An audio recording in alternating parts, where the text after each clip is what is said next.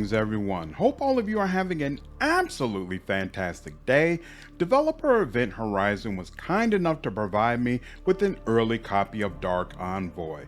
I am not finished with the game, but I am pretty sure I'm more than halfway through it, so let's dive into some of my thoughts. Before we get into my impressions, let me remind everyone that here at Slandered Gaming we focus on RPGs, and more specifically cRPGs. You can find builds, guides, and live streams for games like Pathfinder Wrath of the Righteous, Baldur's Gate 3, and Pillars of Eternity. If that kind of stuff interests you, be sure to hit the like button and subscribe so you don't miss any future content. Alright, let's start with what I like about this game. Dark Envoy has an absolutely fantastic progression system. There are several different ways to make your team more powerful, and literally every time you come back from a mission, you'll be able to improve something. The most obvious example of this is when your characters level up, which happens on a very regular basis. I am 20 hours into the game and sitting at level 14. Each level increase will provide you with 3 attribute points to spend. All attributes have special perks they provide at the 10th, 15th, 20th, and 25th level, in addition to what they will give you after every point increase. Might increases your critical chance and your weapon damage. Its perks will increase your weapon skill and allow you to ignore an enemy's defenses at regular intervals. Each weapon type has its own weapon skill, and it can be increased up to level 3. These skills have no mana cost, only a cooldown, so they can assist in your action economy. Everything about Might is fantastic for martial-oriented characters. Speed will increase your attack speed and cooldown reduction. Its perks will increase your dodge and movement speed. The game requires you to move around to avoid damage very consistently, and obviously cooldown reduction is very useful to have as well.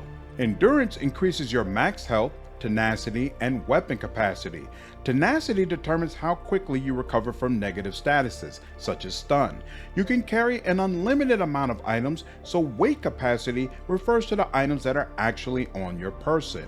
Weight capacity is split into light, medium, and heavy categories. Heavier characters will experience a large decrease in attack speed, movement speed, and mana regeneration.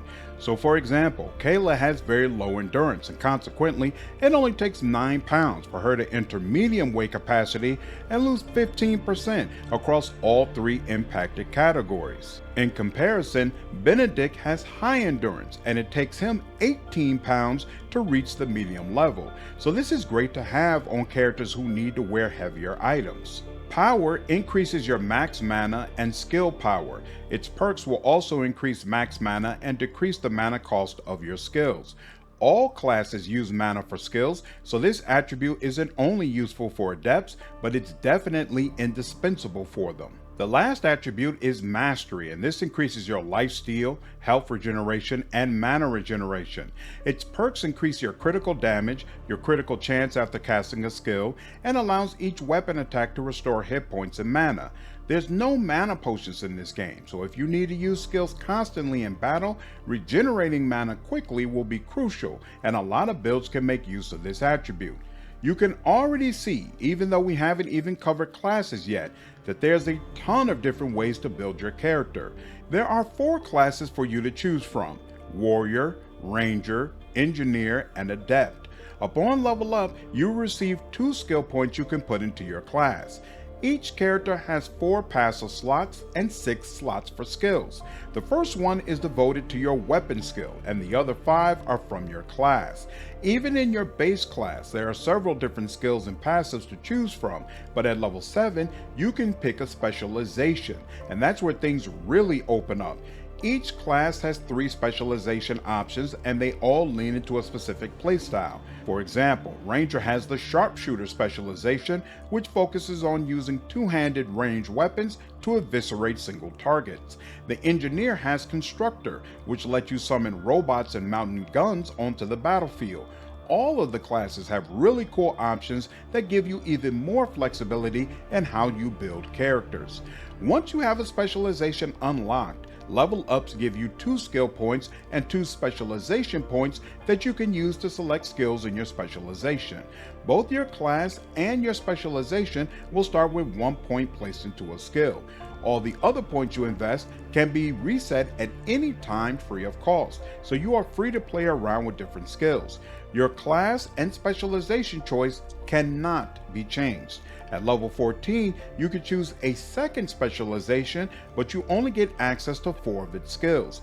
The ultimate skill and its passives will be unavailable to you.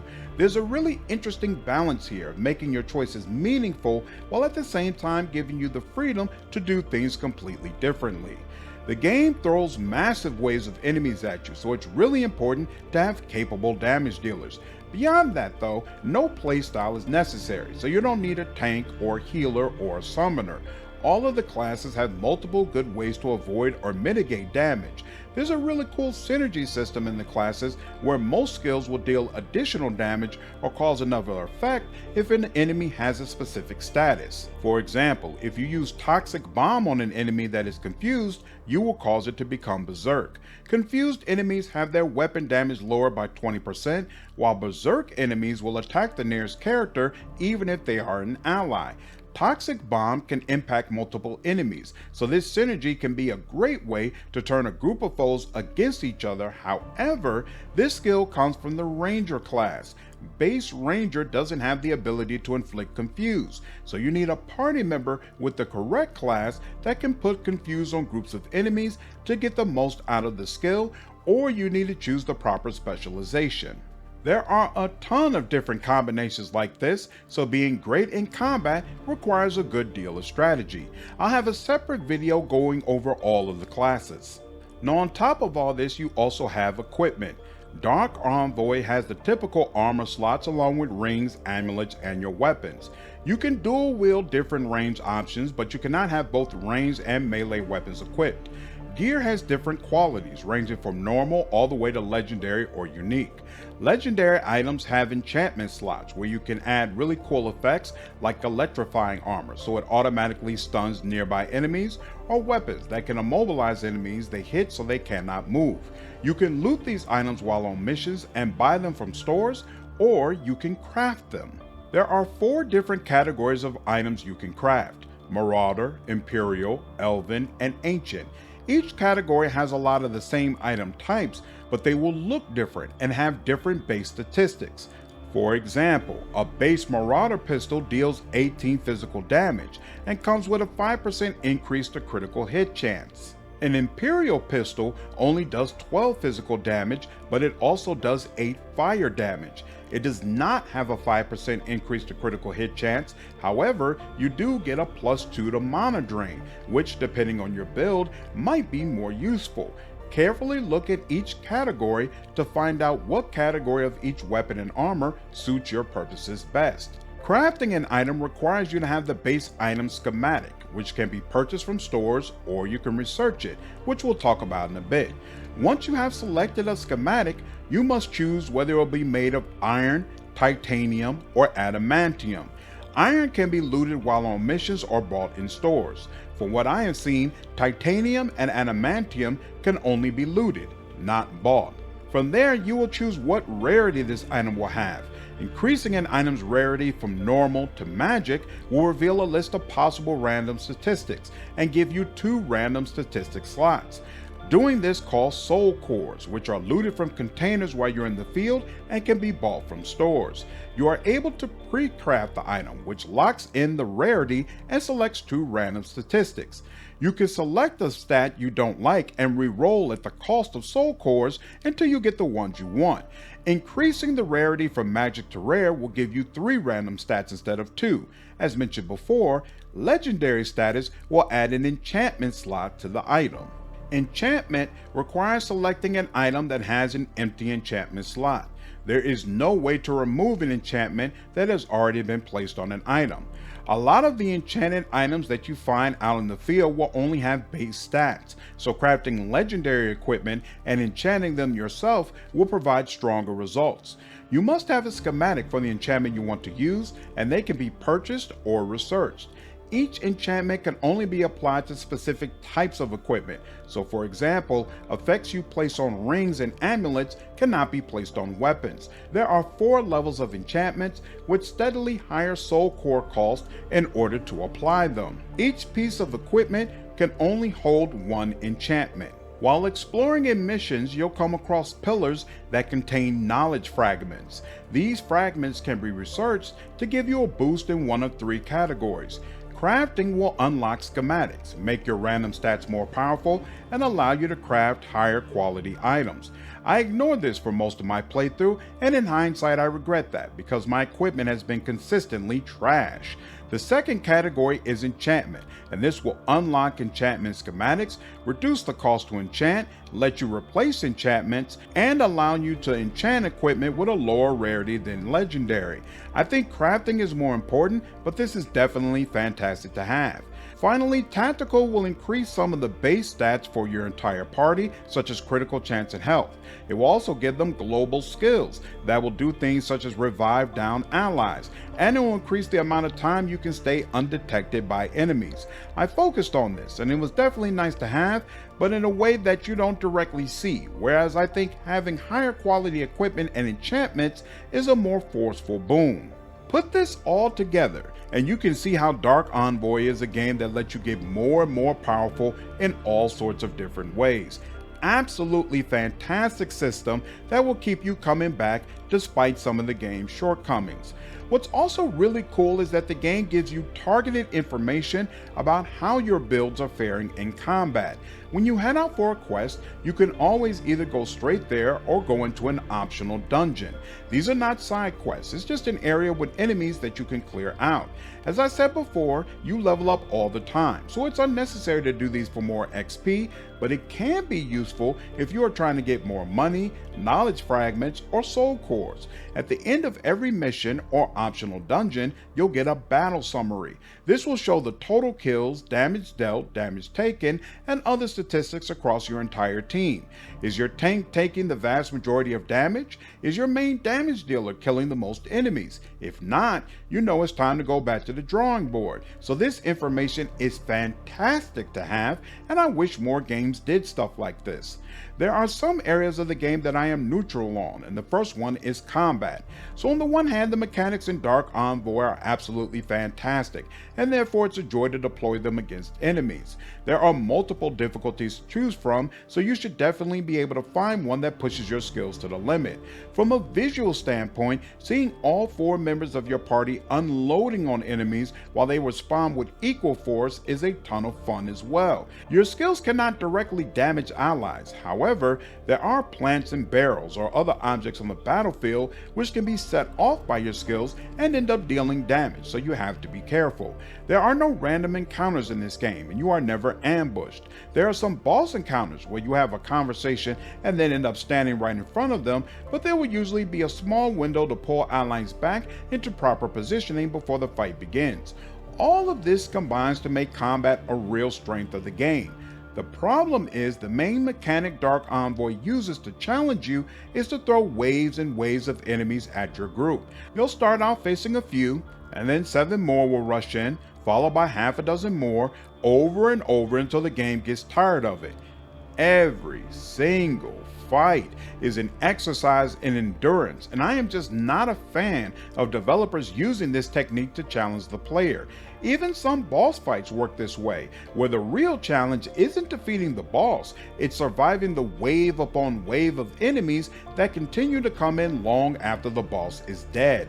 For some of you, combat is the reason you play games like this in the first place, and if so, Dark Envoy is probably your jam. For people like me who are much more interested in story, dialogue, interesting quests, and things of that nature, the constant focus on long combat encounters just isn't appealing. Speaking of which, story and dialogue is another aspect of this game I am neutral on. On the one hand, it's clear some effort was put forth in this regard. The game starts you out as Kayla and Malachi, siblings who are running errands for their parents, looting ancient ruins. One thing leads to another, and they become embroiled in a war between rival factions. There's quite a few cutscenes where you learn more about the siblings' personalities and about the world around them. I wouldn't go so far as to say any of it is cringe, but I would definitely say the content here is mediocre and doesn't do enough to flesh out the world or really make the siblings endearing characters. The story is not what's going to keep you chugging along. On a similar note, I am also neutral on the decisions you have to make throughout the game. On the one hand, there are a lot of different situations where you have to make a choice on how to proceed. I think that's really cool, especially in a game that's clearly focused on combat. Some of these decisions have clear moral implications, and there are callbacks to them later in the game that can have different effects depending on what you have decided. Unfortunately, while the game handles small decisions well, it seems to fumble when dealing with decisions that are supposed to have major implications. Either you are not given nearly enough information to make a competent decision, or the tone surrounding this decision feels wrong. A great example is what in my mind should have been the biggest decision I've made in the game thus far: which rival faction to side with. I spent 18 hours hearing about this war and learning about the different sides involved. When it was finally time to choose a side, it was made completely clear to me on multiple levels that both parties are pure shit, and I could basically close my eyes, throw a dart, and just choose one to be done with it. No. That's not the way decisions are supposed to work in a game. This is not about whether one side is good or one side is evil. I absolutely love the Witcher series, and that's all about not having any good aligned people to choose from. But the difference is, in Witcher, there are strong characters who argue for a particular side and help give you reasons why you might support a viewpoint, even if you can see the weaknesses in that perspective. Dark Envoy doesn't provide any such characters or content. Instead, for what is almost certainly one of the most pivotal decisions you can make in the game, it pretty much literally tells you it doesn't matter. There are a couple of other instances like this, where I feel like the game doesn't give you enough context regarding a decision that is supposed to have real weight. These issues regarding story, dialogue, and decision making all impact the last aspect of this game I am neutral on: companions. On the one hand, there are fantastic mechanics in this game, and so having companions is a real treat. Each of them comes with their own class and specialization, so you will certainly have the option to play around with new mechanics. There's also a good variety of human and non-human options, so they will help to flesh out some of the world building. Unfortunately, Dark Envoy doesn't put enough effort into letting you learn more about them. There's one party member you get a few hours in. A few hours after that, all the other party members except for one are just dumped on you. The scene where this occurs tells you more about the main story, but very little about these characters. So there's really not a lead-in that helps to introduce these people to you and flesh out their histories or motivations. You cannot just start up a conversation with these characters, and there are no dialogue trees, so you cannot ask questions about who they are or where they have come from. They do have personal quests that sometimes reveal more about the character's personality, but it still feels incomplete compared to what you have probably experienced in other games. The game also doesn't do a good job of letting you know that a party member has a personal connection with a quest you are undertaking. During cutscenes, if you don't have the correct party member in your group, the game will just pull the person into the dialogue as if you had taken them with you. It's nice not to miss out on the content, but also strange the game doesn't give you an indication that, hey, Benedict would really like to come along for this one. Circling back to deciding between the two factions, it's super weird that the game provides party members who are aligned with either faction, but at the same time, across the board, they could care less about this affiliation. All of them informed me their factions were trash, and none of them cared what decision I made. Not a single one said, I think you should side with my group, and this is why. Nor did it cause any discord in the group when I made my decision, despite proceeding to slaughter people in the rival group. There are other, smaller situations or decisions where it seems like there should be some banter or context that a particular party member could provide, but none is given. On a final note, I also find it irritating that we are limited to 4 party members in a group.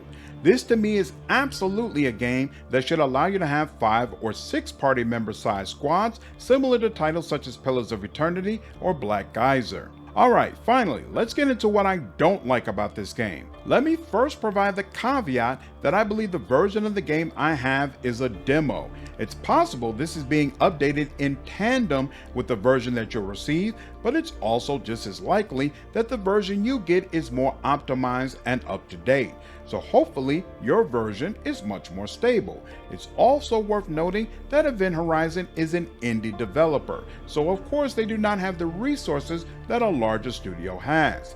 That being said, the game feels unstable, and it starts with the saves. There's a bar in the settings menu to set how many autosaves you can have, but there's no such option for quick saves. Halfway through my playthrough, the game started slowing to a crawl when performing an autosave, quick save, or manual save. I run Baldur's Gate 3 on ultra settings, so this problem shouldn't be occurring. I couldn't figure out what the issue was until I attempted a quick save and got a large red message at the top of the screen that the attempt had failed. Apparently, I hit whatever internal limit the game had on quick saves and had to delete some before it let me use more. I continued my playthrough, purging earlier quick saves to make room for new ones until finally I loaded up the game and was confronted with the ugly reality that all my saves except for the newest one had been deleted. Restarting the game did not clear this problem, and the Steam cloud is completely up to date. Obviously, this is deeply problematic, and you can imagine this blew up some of the content plans I had for the game. The default control layout is awful, and changing it around to something I could get used to was a real hassle. For some reason, the game controls wouldn't stick, so every time I started the game back up, there would be something that was working just fine when I shut it down the day before that all of a sudden didn't work, forcing me back into the controls menu to make adjustments. The AI for your team is also awful. You can set party members to either stand their ground, be aggressive, or be autonomous. All of them will cause your party to not do nearly as much damage as they should, while also getting completely shredded. This puts you in the position of manually choosing all the options your party members take in combat.